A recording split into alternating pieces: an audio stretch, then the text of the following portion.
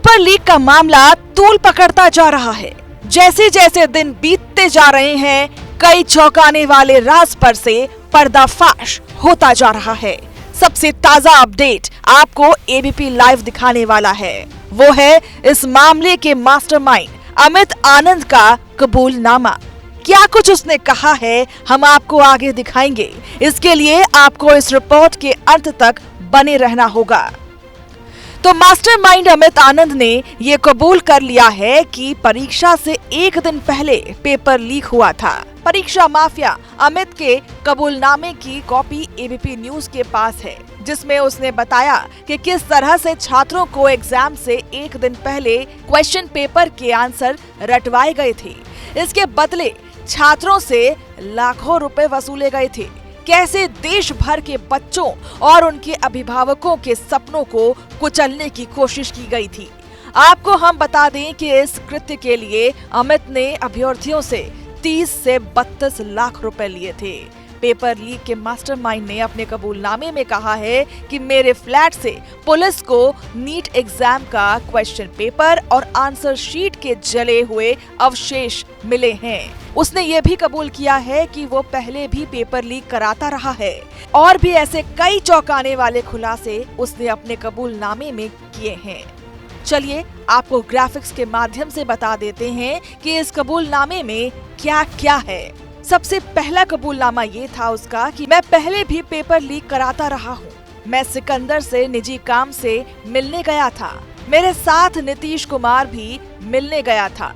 मैंने सिकंदर से कहा था मैं प्रतियोगिता परीक्षा का पेपर लीक कराता हूँ।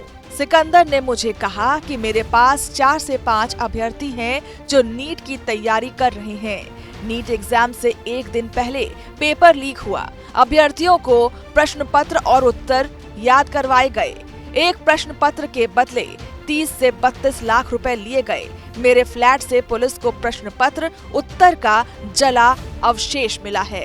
तो देखा आपने, अमित आनंद ने कबूलनामे में कहा है कि नीट परीक्षा से एक दिन पहले पेपर लीक हो गया था। परीक्षा से एक दिन पहले प्रश्न पत्र और उत्तर अभ्यर्थियों को दिए गए और उत्तर रटवाए गए। प्रश्न पत्र के बदले अभ्यर्थियों से 30 से 32 लाख रुपए लिए गए थे।